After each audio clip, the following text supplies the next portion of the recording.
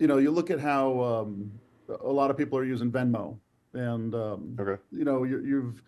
you've taken and I'm going to show my age and tell you how old I am because I don't understand it, right? So if I owe you $10 for something and I send you a Venmo or whatever, that Yeah. part's cool. Money shows up in your account. Life's great. Right. I'm a fan of Zelle if you want to pick one.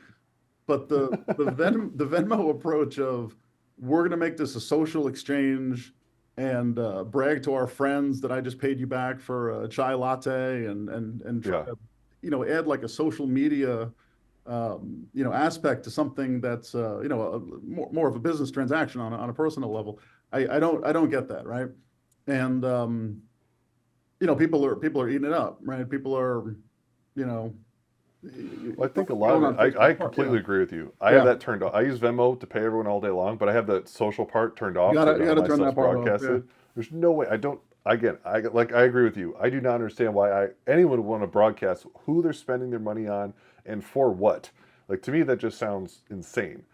But if you think about the generations, because I think about like my kids now, and I'm struggling with what do I allow them on social media? Do I not? Right now, I don't. They have no social media at all. Like Mhm. we heavily restrict their screen time. To me, it's almost like to me, we've adopted this new thing in our house for social media. It's exactly like gun safety. I feel it's inevitable. You can't say no. You can't ever have it and just hide them away from it and tell them you can't do it. Mhm. Because they're just going to want to. They're going to go behind your back. They're going to go at their friend's house. Just like anything else, whether it's guns and ammo or having sex or whatever. The kids are going to get in trouble I doing have a stuff. T-shirt So that says "Guns, Ammo, and Having Sex." I should have worn that. we should get one. I'm going to get one made. That sounds awesome. But like, so now it's like it's more about how to use this stuff responsibly, right? Teach them from the beginning that, hey, look, you don't want to put your whole life online, and here's why, and teach Yeah, them about yeah. it rather than just saying no. And I think that those generations, like not necessarily my kids, but kind of like kids in their late teens, early mid 20s, they've spent their whole life where you put everything online, you share everything. Because we've gone through, like, we started out with, we didn't share anything. We were private people from the beginning. It's like, no, Yep, I don't want yep. my picture taken everywhere. Mhm. No, I don't want my banking information. It's like when you ask, I remember as a kid, and I'd ask my mom, hey, how much should we pay for the house? It's like, that's just something you just don't ask somebody. You don't ask their finances, right? Now it's like, everyone talks about everything. So I think these kids have grown up to where now they're in their 20s where they've spent their entire life sharing everything and it was considered normal and okay. Yeah, yeah. So they're just kind of programmed like, oh, yeah, this is why wouldn't you share everything? We've always shared everything my entire life. It's like you're a weird boomer because you don't want to share your 'Cause life. What's yeah, wrong with yeah. you? For the longest time, I had my last name spelt backwards on Facebook. I didn't want to be that searchable, and everyone older than me was like, "Yeah, that makes sense." Everyone younger than me was like, "Why is your name S? Yeah. Who's S from?" So yeah, little Yep. little sense of keeping your stuff slightly Oh private. yeah. And now with AI, like from like facial recognition and everything, it's even scarier. It's like as a proof of concept, a couple of years ago, I wrote this little web app just using Amazon Web Services. Nothing crazy, but using their facial recognition software and video streaming and stuff. I wrote this thing that would go and scour Instagram Okay. and only look for pictures posted within my city. I was living in Long Beach, New York, right? So just a little town, if you will. And it would just scour every single photo posted in Long. It was tagged as being in Long Beach, New York, and it would just key every single face, index them all, and searchable. So now you had a little web app where you could go and upload. It could take a picture of somebody, upload it to the app, and then it would show you every single picture that their face has showed up in, whether they're in the Hmm. background. I mean, they could be super tiny. Yeah, Like yeah, to give yeah. you an idea how powerful it was, a friend of mine he put in Jimmy Kimmel's face just to see what happened, and a picture came up. I It was like, was in "What? Long Jimmy Beach. Kimmel was in Long Beach?"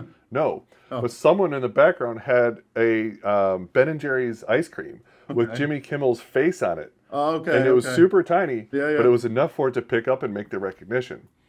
So that's when all of a sudden it was like, whoa, like, and that stuff's up forever, and this stuff is being stored. And Mhm. then on top of that, I made it, and I didn't make this a public app. This was just purely for like kind of like a hackathon just to see what's out there and to show some friends like how paranoid you should be. Mhm. Mhm. So not only could you upload a picture of someone and then to say, hey, look, here's all the photos I found. You could now say, alert me every time this picture shows up somewhere.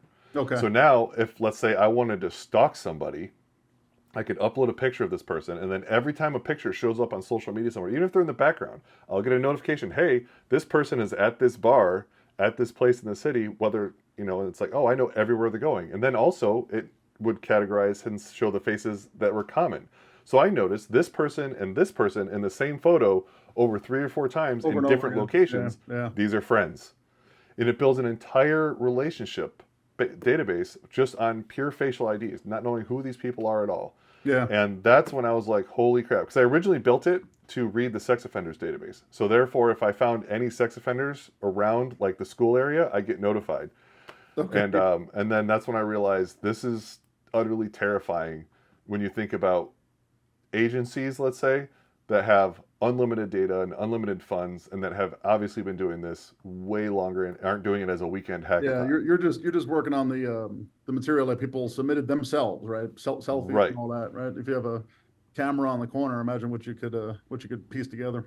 Yep. And I think that's going to happen.